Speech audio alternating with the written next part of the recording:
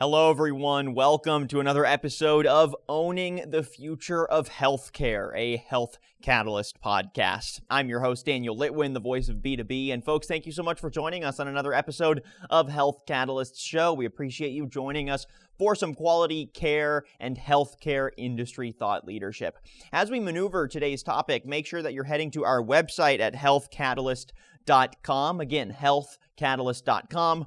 For more information on some of the various topics we're going to be breaking down today, but also for some more Health Catalyst content, including more episodes of the show and other videos, articles, blogs, and more. You can also subscribe to Owning the Future of Healthcare on Apple Podcasts and Spotify. Just hit that subscribe button and you'll have a full catalog of previous conversations as well as notifications when we drop new ones. So thank you again, folks, for joining us on another episode of the show. Let's go ahead and jump in. On today's episode of the show, we're exploring the broad field of life sciences and giving you, our audience, a look into today's trending life science topics, and more importantly, how Health Catalyst is approaching life sciences in some very unique ways and also some unexpected ways. So for insights today, we're joined by Sadiqa Mahmood. She is Senior Vice President and General Manager of the Life Sciences business at Health Catalyst and a life sciences expert. Sadiqa, great to have you on. How are you doing today? Hi, Daniel. Thank you for having me. Yeah, of course. I'm doing well. How are you? I'm doing very well. Thank you. I appreciate the ask, and thank you so much for joining us. I'm really looking forward to breaking down this topic with you today. So we've got quite a bit to get through. Let's go ahead and jump in. I want to start here. Obviously, the pandemic has changed both our approach and also for patients, sort of the perception and interaction with healthcare, and also more broadly, the life sciences industry. So I'd like to intersect those two trends. What are some of those trends that we're seeing in the life sciences industry today? How would you see them affected by some of the broader COVID evolutions and transformations we saw to the care industry? And what is the role that the life sciences industry in general is playing in improving the healthcare sphere post-COVID? What are your thoughts?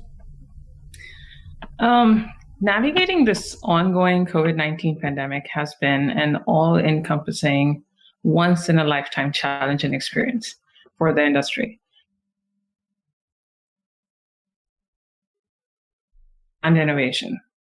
Many industries experienced rapid changes in reputation during the pandemic, but none perhaps as drastic as life sciences sector. Along with our providers, pharma and medtech are the heroes of the moment in the history, who have played a pivotal role by developing vaccine and medical devices like ventilators in record time, and also making essential medication available. You asked the question of what are the big trends that we are seeing. I would put them in 7 big categories. One of them is the industry set forward an example of how to build partnerships focused on a common goal for population health. Traditional competitors partnered to accelerate research and development, and the fastest novel vaccine was seen in the history. While the average for new drug development and review is 8.5 years or more, the 2 novel COVID-19 vaccines were developed, tested, and authorized in less than a year. And as a result, companies are reassessing and challenging their previous processes to enhance efficiencies. They are also looking at innovative partnerships to excel post-pandemic. And that's a fascinating trend. The second one is overall acceleration in digitization and almost a new role for pharma and medtech. COVID-19 accelerated the digital transformation of the pharma sector by several years. The words remote and decentralized became synonymous with clinical trials, which we had not seen before. And with approximately 3/4 of clinical trials adopting a hybrid decentralized approach. We also saw regulators and physicians partnering with the industry and patients becoming more and more amenable to remote healthcare solutions. Now, this has resulted in accelerated growth of remote patient monitoring solutions, use of telehealth, Internet of Medical Things, wearables and sensors, and the use of electronic clinical outcome assessments that are driving patient engagement and adding data continuity that was missing before. The industry transitioned from being site-centric to patient-centric in research, which is digitization. We also saw shortening and development and review timelines for drugs and vaccines. Due to COVID-19, the regulatory authorities like the EMA and FDA accelerated their drug approval processes. We have seen rolling reviews for vaccines, which was one of the expedited regulatory tools for emergencies that also included rapid scientific advice, accelerated market authorizations, and compassionate use of certain drugs. Then we saw expanded use of real-world data that is collected outside of clinical trials and leveraging that to develop real-world evidence that informs drug development and drug use. We saw the industry became more data-centric. Now, data has been sitting for a long time, but it has been in silos.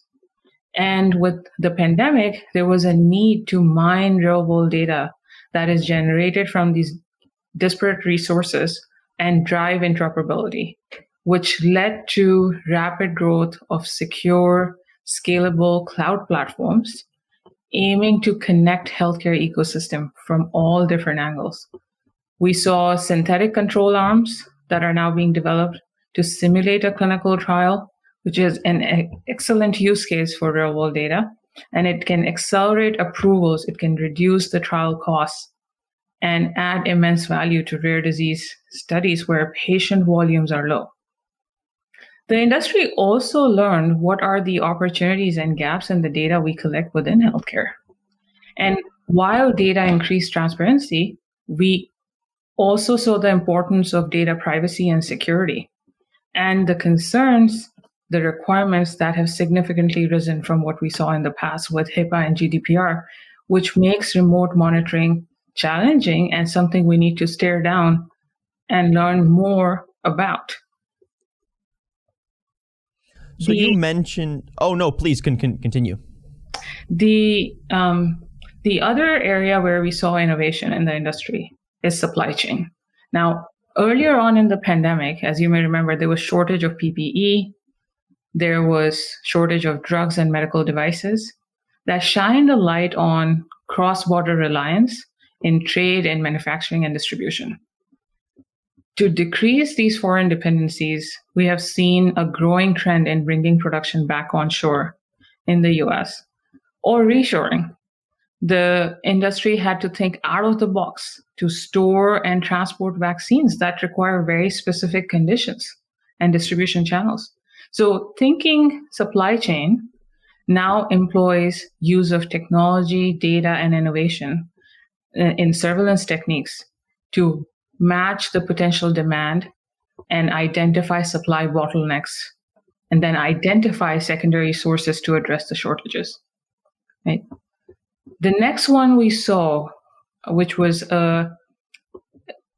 advancing humanity through environment, social, and governance imperatives. Organizations increase their focus in achieving equity in healthcare, in race and gender, not only in their workforce, but also in patient care, in clinical trial patient recruitment efforts, in the data that is being utilized to develop evidence. And this continues to be an expanded effort across the industry. Then we saw remote engagement of healthcare practices. On one hand, doctors took advantage of these remote meeting technologies to meet with their patients. On the other hand, now they meet with the sales executives from pharma companies to get all of the information online. There was also an increased use in digital channels that are available via approved email, via drug company website portal, whether it's virtual webinars and conferences. And that will probably continue to stay, but will be supplemented by in-person engagement as things open up. But all these changes will continue to make meaningful, positive improvements and bring innovation in coming years in the industry more than it already has. Well, you've given us a real overview here of the various ways that life sciences are both being affected and affecting the future of the industry.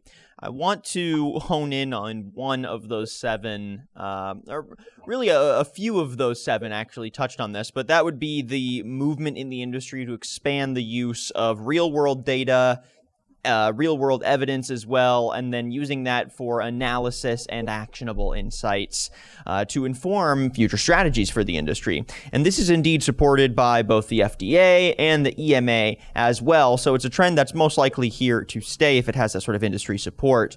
I'm curious your thoughts on where the unrealized opportunities are for data and analytics, specifically around drug development. You mentioned COVID and the pandemic in general pushed drug development to a more accelerated pace. It had folks rethinking some of their processes and workflows for developing, approving, and then launching those drugs to market. So where do we see unrealized opportunities for data and analytics to inform and further accelerate, or at least just sort of rethink that drug development process? What are your thoughts?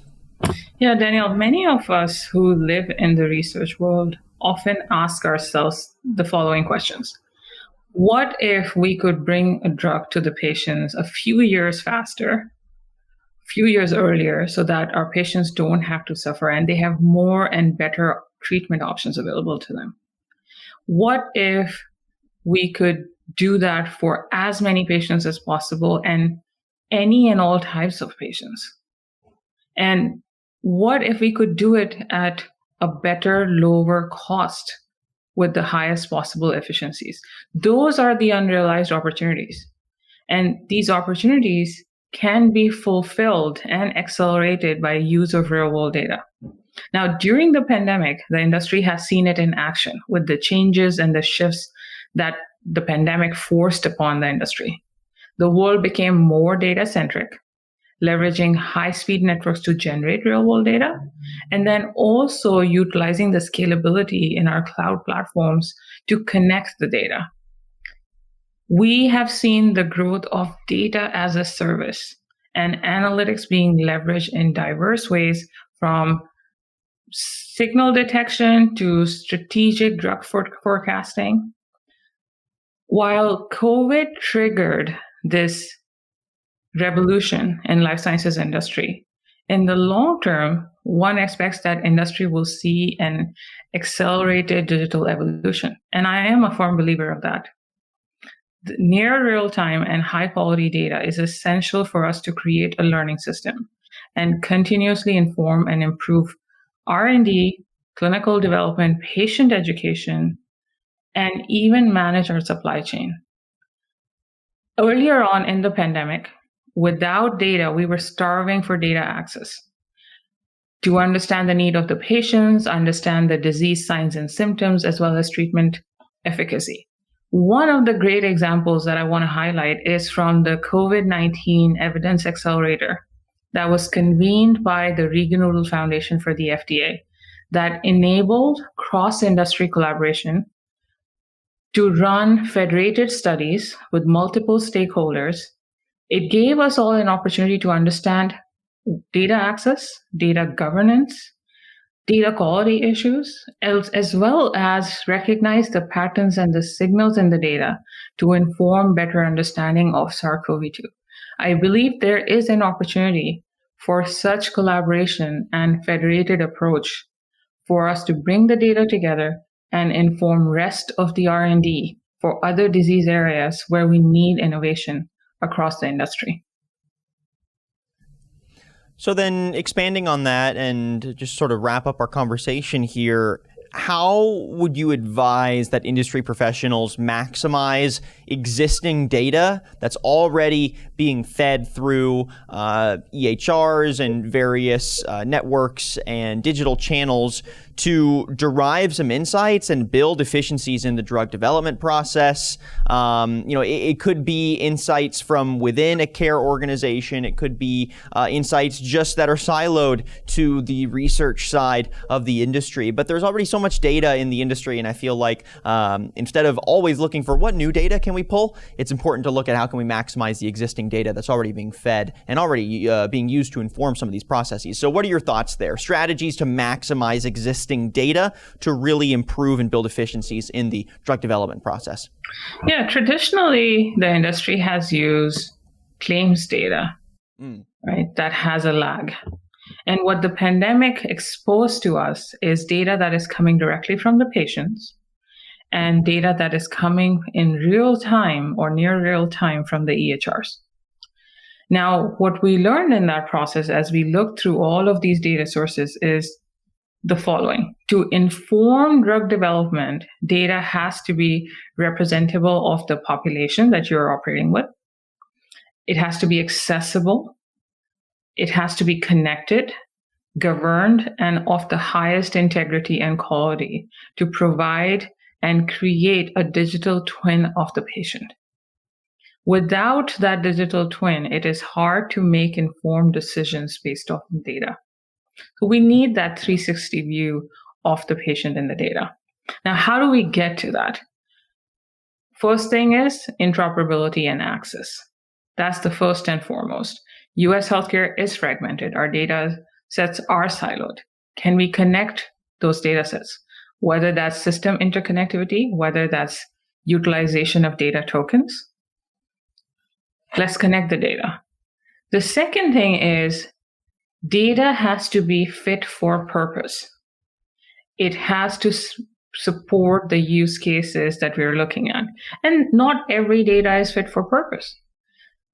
That's where integration of knowledge from boots on the ground who are aware of how the data is captured, what is real or not real in the data, what insights can be derived or not be derived from the data set becomes important to perform meaningful analyses. Then having a robust governance, so solving for who owns the data, who should access the data, who is the steward of the data, who's responsible for changes in the data, and who should grant permissions.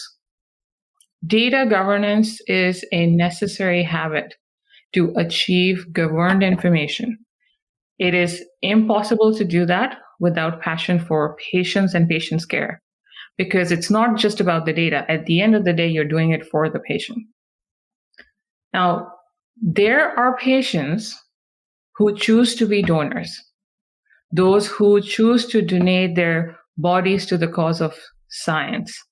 Can we imagine a world where patients can donate their digital twin that lives in their data to the cause of science while they're living or dead?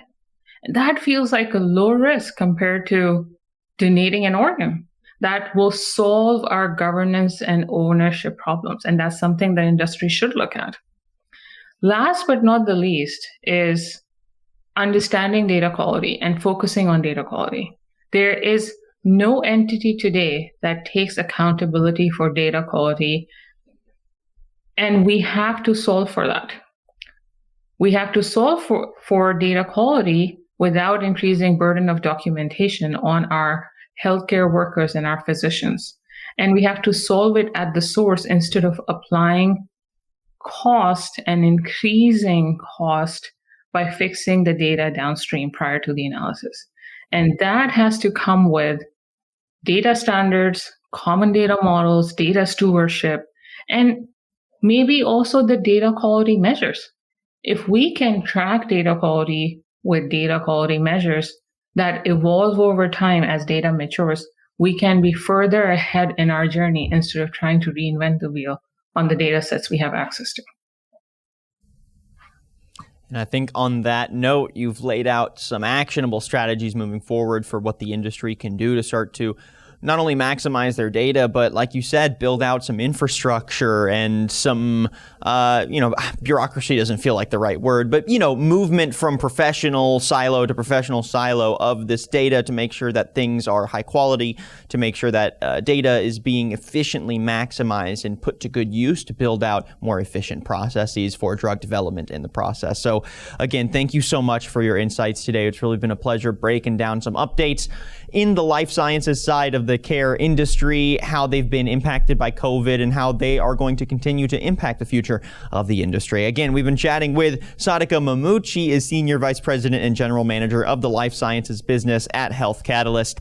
And Sadiqa, if folks want to find out a little bit more about some of the work that Health Catalyst is doing in the life sciences world, how can they learn more? How can they get in touch? The best way to get in touch is via our website, healthcatalyst.com, which you did mention, Danielle. We also have information on life sciences on the website and contact information for the team. Thank you so much. Perfect. Sadiqa, thank you again. And thank you everyone for watching today's episode of Owning the Future of Healthcare, a Health Catalyst podcast. If you like what you heard and saw and want to get some more Health Catalyst content, like Sadiqa said, head to our website, healthcatalyst.com, and make sure you're subscribing to the podcast on Apple Podcasts and Spotify. I'm your host, Daniel Litwin, the voice of B2B, and we'll catch you next time on Owning the Future of Healthcare.